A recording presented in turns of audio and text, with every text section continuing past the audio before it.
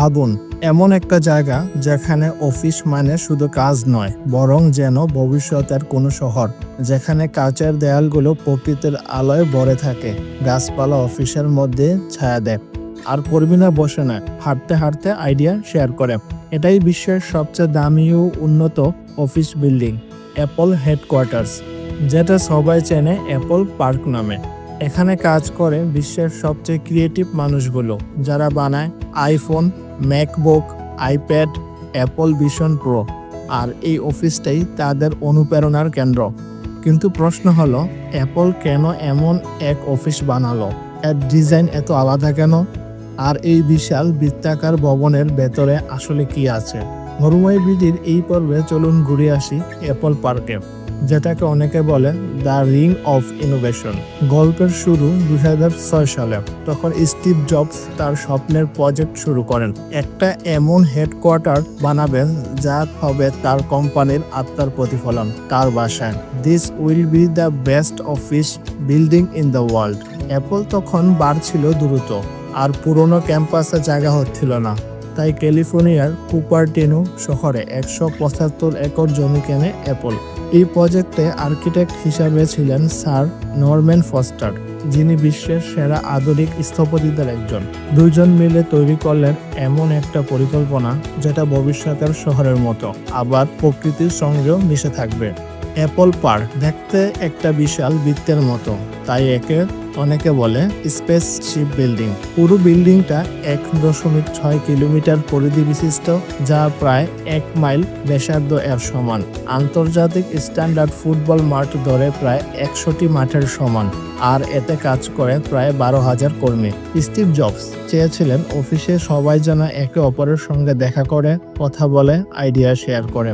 তাই এই ভবনের কোনো কোণা নেই, কোনো ডেড এন্ড নেই। এমনকি অফিসের করিডোরগুলো এমনভাবে বাঁকানো যাতে হাঁটতে হাঁটতে কারো না কারোর সঙ্গে দেখা হয়ে যায়। বিল্ডিং এর 80% অংশে গাছপালা ও সবুজ এলাকা, যার মধ্যে আছে 9,000টির বেশি গাছ।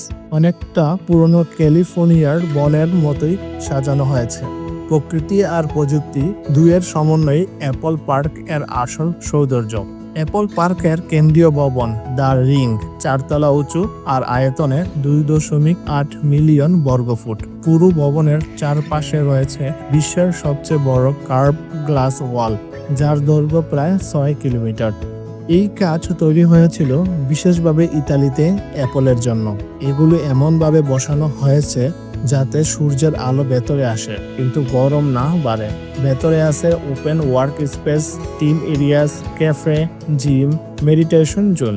সবকিছু অ্যাপল এর ক্রিয়েটিভ কমফোর্ট ধারণা অনুসারে তৈরি।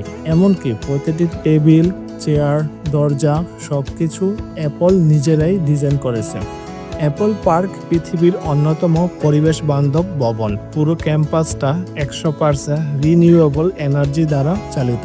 ছাদের উপর বসানো 70 মেগাওয়াট সৌর প্যানেল, যা দিয়ে পুরো ভবনের বিদ্যুৎ সরবরাহ করে, আর ভেতরের তাপমাত্রা নিয়ন্ত্রণ হয় প্রাকৃতিক উপায়ে। বিল্ডিং এর বিশেষ ভেন্টিলেশন সিস্টেম বাহিরের বাতাসকে ব্যবহার করে। এর ফলে প্রায় 9 মাসের বেশি সময় এয়ার কন্ডিশন ছাড়াই চলে অফিস।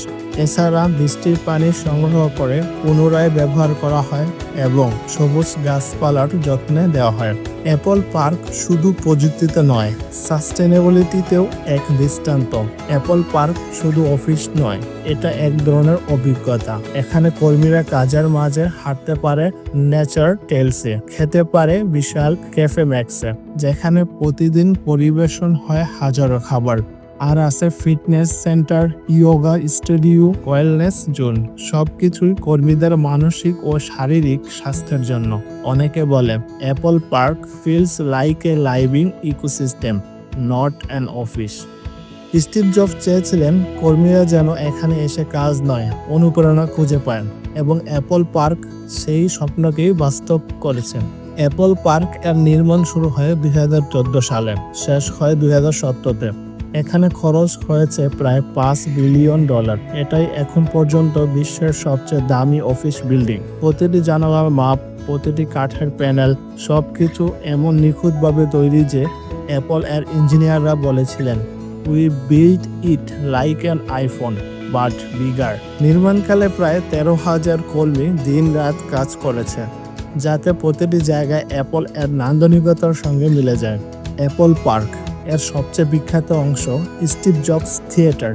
এখানে অ্যাপল তার নতুন প্রোডাক্ট উন্মোচন করে। এই থিয়েটারের ছাদ সম্পূর্ণ কার্বন ফাইবার দিয়ে তৈরি, যার ওজন প্রায় 80 টন, কিন্তু কোনো ভিতরের পিলার নেই।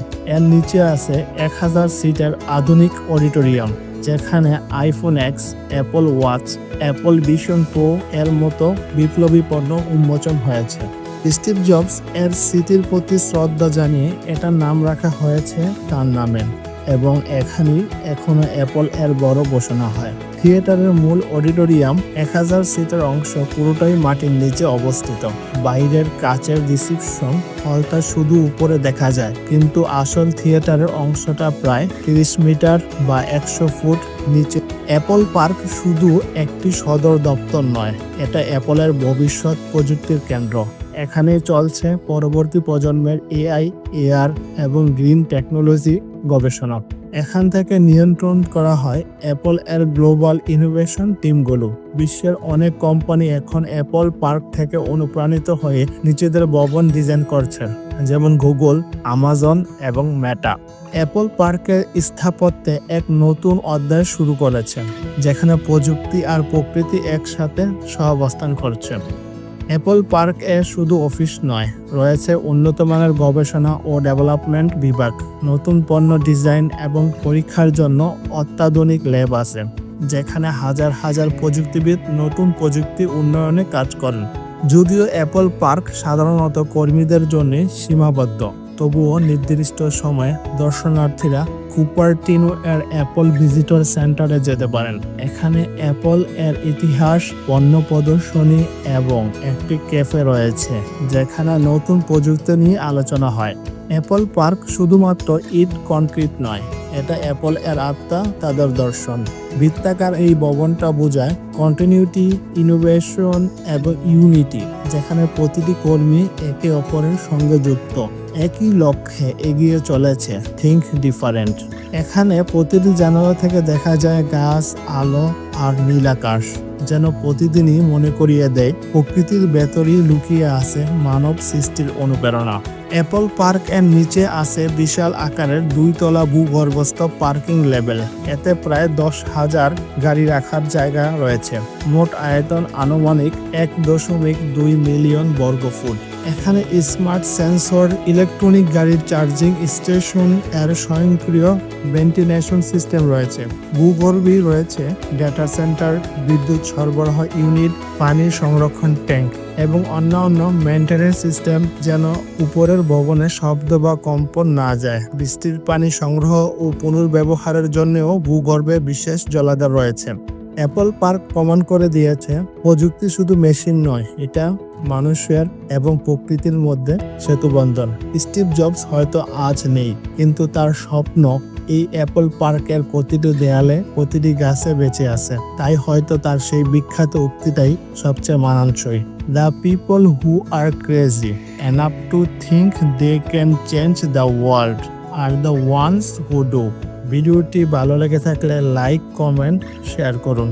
আর এরকম অন্যান্য ভিডিও পেতে মরুময় বিডিকে সাবস্ক্রাইব করে আমাদের সাথেই থাকুন।